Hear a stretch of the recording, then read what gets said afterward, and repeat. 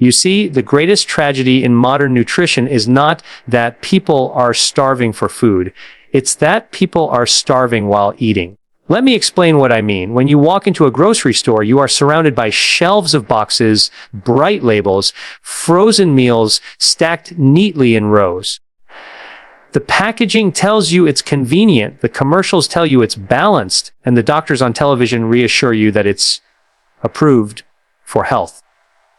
But inside those boxes, behind the glossy marketing, is not nourishment. It is emptiness disguised as food.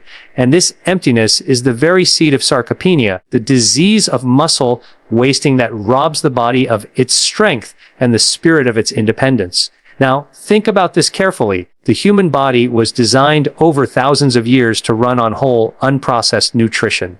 Our muscles respond to proteins, amino acids, minerals, vitamins, natural energy from food that has life in it.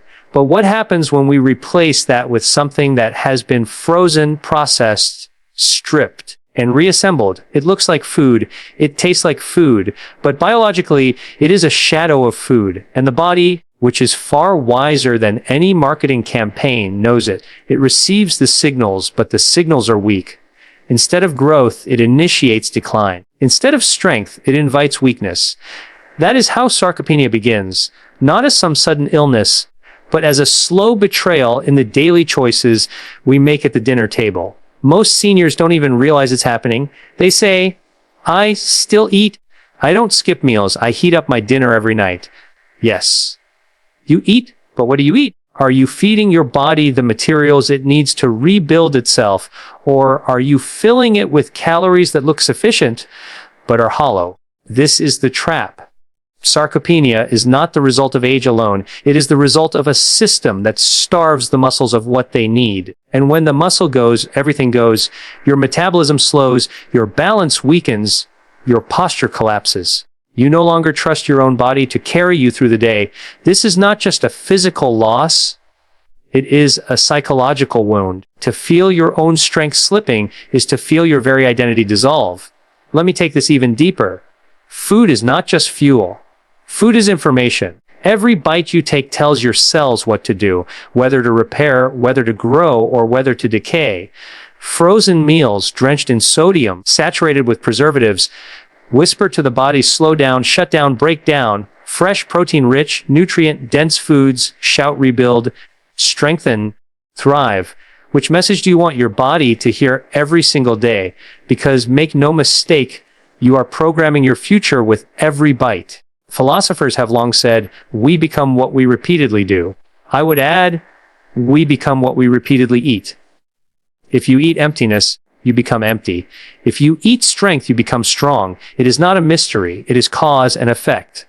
And yet, 99% of seniors have never been told this truth. They assume weakness is inevitable with age. They assume sarcopenia is just part of growing older. But that is a lie. The body is still listening even at 70, 80, 90 years old. The muscles are still waiting for a signal. The only question is, what signal are you sending? There is also a psychological deception here. Frozen meals promise freedom from cooking, freedom from effort, freedom from time spent preparing food. But it is a false freedom. What good is saving 20 minutes at dinner if it costs you 20 years of strength? What good is convenience today if it robs you of independence tomorrow? True freedom is not found in the freezer aisle. True freedom is found in the ability to walk unassisted, to rise from a chair, to lift your own body with confidence. That kind of freedom is earned by the choices you make in what you eat. And here is the deeper truth. When you neglect your muscles, you neglect your future self. You may think you're making an easy choice today, but you are handing a burden to your tomorrow. Picture yourself 10 years from now. Do you want to stand tall, to climb stairs without gasping, to carry your grandchildren in your arms? Or do you want to be the one sitting, watching, wishing, waiting for help? That decision is being made not 10 years from now, but today in the frozen section of the supermarket. This is not about fear. This is about awareness. Once you see the truth, you cannot unsee it. Once you understand the cost of those frozen meals, you realize they are not cheap at all. They cost you the most priceless thing you own, your vitality. So I say to you, don't just eat to live. Eat to grow. Eat to protect. Eat to reclaim your body's strength. Because at the end of the day, the muscles you build, the vitality you protect, are the very things that carry your life forward. Let's talk about something that almost nobody tells you, but everyone needs to hear.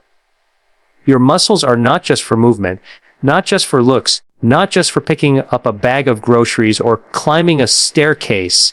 Your muscles are your life insurance policy. They are the one asset you carry with you into old age that cannot be bought, cannot be borrowed, and cannot be replaced once they are gone. And here's the shocking truth. If you neglect them, everything else in your life begins to unravel. Think about it this way. A house can look beautiful from the outside, painted walls, a fresh roof, shining windows. But if the foundation is cracked, if the support beams are rotting, the house will eventually collapse. The same is true for the human body. You may look fine in the mirror. You may still walk around without a cane. But if your muscle mass is shrinking, if the scaffolding of your body is eroding, you are living in a structure that is slowly, silently falling apart. Muscle is not just strength, it is protection. It protects your bones from breaking when you stumble. It protects your metabolism from crashing as you age. It protects your immune system because muscle tissue stores the amino acids that your body needs to fight illness and repair itself. Without muscle, you are naked before the forces of aging. Every disease hits harder, every fall becomes more dangerous, every year becomes heavier to carry. That is why I call muscle your life insurance. It is the policy that pays out every single day you live, not with money, but with mobility, independence, and dignity. Now let me go even deeper. Sarcopenia, the loss of muscle, is not just a physical decline. It is a psychological decline. When you cannot trust your body to rise from a chair without help, when you cannot lift your own arm without strain, you begin to lose trust in yourself. Your world becomes smaller. You stop going for walks. You stop engaging socially. You stop dreaming about the future because you are trapped in survival mode.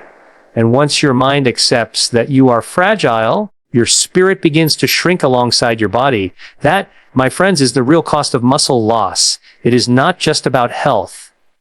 It is about hope. On the other hand, building and maintaining muscle is one of the most life-affirming acts a human being can perform. Every time you eat a meal rich in protein, every time you move your body with purpose, every time you choose strength over convenience, you are telling your body, I am not done. I am still here. I still choose life. Your muscles respond to that message. They grow. They adapt. They rise to meet you, even in your 60s, 70s, 80s, and beyond. Science is clear. Age does not erase your ability to build strength. The only thing that erases it is neglect. Philosophers have always taught that we must invest in the future. Save money, save time, save resources. But here's a truth that cuts even deeper. The greatest savings account you will ever own is the one stored in your muscle tissue. Because in the moments of crisis, a fall, an illness, a surgery, what will carry you through is not your bank account. It is your strength. And if you don't invest in it now, when the crisis comes, there will be nothing left to withdraw. This is why I say muscle is your armor against aging. Not in a superficial way, but in the most profound sense. It guards you against frailty. It guards you against dependency. It guards you against the loss of identity that so many seniors experience when they realize their bodies no longer obey them. With muscle, you have the resilience to stand tall when life tries to push you down. Without it, even the smallest challenge becomes overwhelming. Now here's the sobering reality. The majority of seniors spend more time worrying about their finances, their property, their possessions, than they ever do about their own muscle. They insure their cars, their homes, their health, but they ignore the one insurance that is more critical than all the rest, their strength. What good is a savings account if you don't have the strength to walk to the bank? What good is a house if you don't have the strength to climb its stairs? What good is freedom if your body is too weak to use it? I want you to see this clearly. Every pound of muscle you build is like placing a deposit in the bank of life. Every workout, every protein-rich meal, every choice to move instead of sit is like investing in your future self. And just like money compounds with interest, strength compounds with time. The earlier you begin, the bigger the return. But it is never too late to start, because even a single investment today can change the entire trajectory of tomorrow. So I say to you now, do not treat your muscles as optional. Treat them as sacred. Treat them as your life savings. Protect them, grow them, value them. Because one day, when age tests you, when illness knocks at your door, when life demands your resilience, you will thank yourself for every ounce of strength you invested. And remember this simple truth: muscle is not vanity, muscle is survival. And survival, my friends, is the greatest wealth of all. Remember this: every bite is a choice between weakness and strength. Choose strength. When I say that these frozen meals are stealing your strength, I am not using metaphor. I mean it in the most literal biological sense. The tragedy is that they do it quietly, without pain, without obvious signs at first. That's why so many seniors are blindsided when weakness suddenly catches up with them. They think it came out of nowhere, when in truth it has been building meal by meal, box by box for years. Let me explain why. Muscle is made of protein. It is nourished by amino acids, repaired by nutrients, and supported by vitamins and minerals.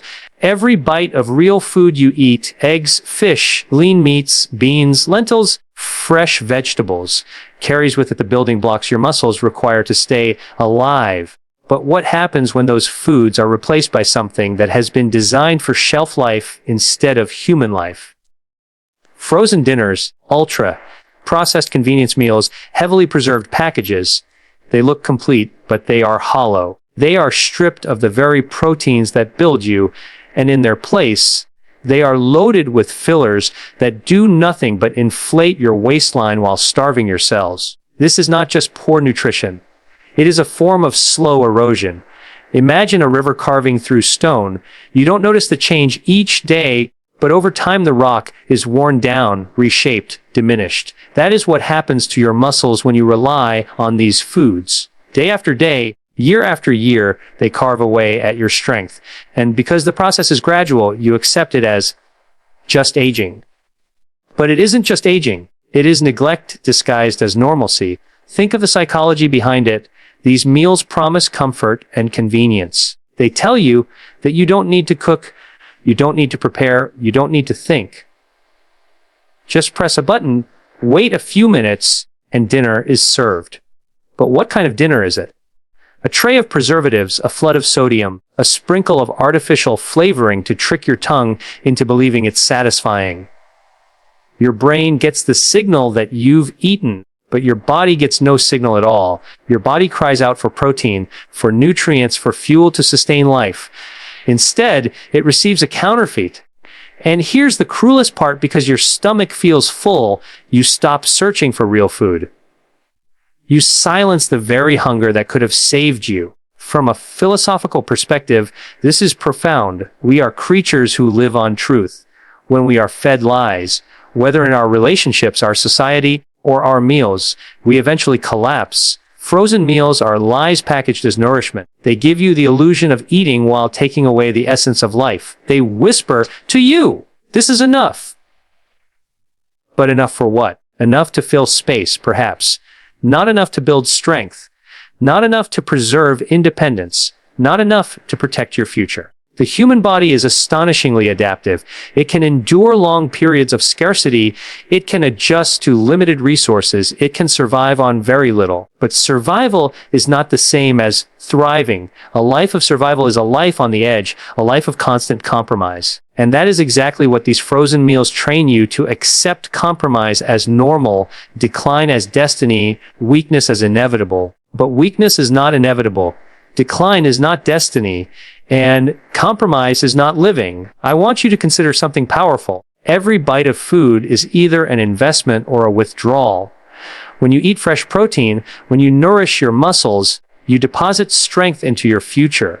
When you eat frozen convenience meals, you withdraw from that account. Withdrawals are easy. Investments require intention, but only investments grow. If all you do is withdraw, one day the account runs dry. And when the account is empty, when the muscles are gone, no amount of regret can bring them back. This is why I say that these foods are not harmless. They are destructive. They are not neutral. They are actively working against you, stealing what is most precious, not your money, not your time, but your strength. And strength is everything. Without it, you cannot live fully. Without it, you cannot protect yourself. Without it, you cannot remain free. It's time to ask yourself an honest question. Are you eating food that serves your body or food that betrays it? Because the betrayal may be silent, but the consequences are loud. They show up in your posture, in your energy, in your ability to live the life you want. And once you see that connection, you cannot unsee it. So let this truth settle in. Processed frozen meals are not feeding you. They are feeding your decline. They are trading your independence for convenience, your strength for shelf life, your future for a moment of ease. And once you understand that, you can no longer look at them the same way. Remember this, every time you reach for the freezer door, you are not just choosing dinner, you are choosing your destiny.